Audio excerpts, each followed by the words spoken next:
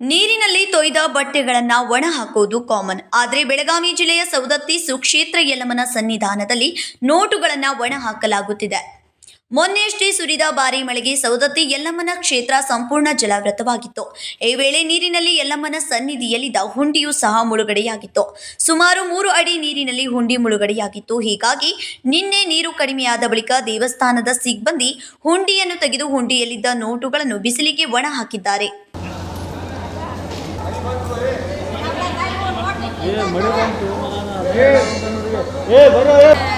ಶಿವಣ್ಣ ಈಗ ಒಂದು ಸ್ವಲ್ಪ ಇವು ಬೆಳಗ್ಗೆ ಹನಿ ಹೊಡೆಯೋದು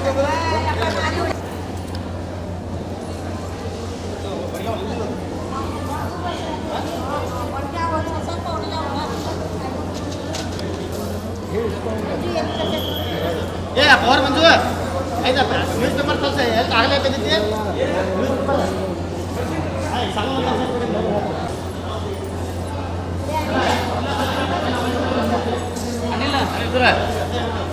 ಕಿತ್ತಲ್ಲ ಒಳಗ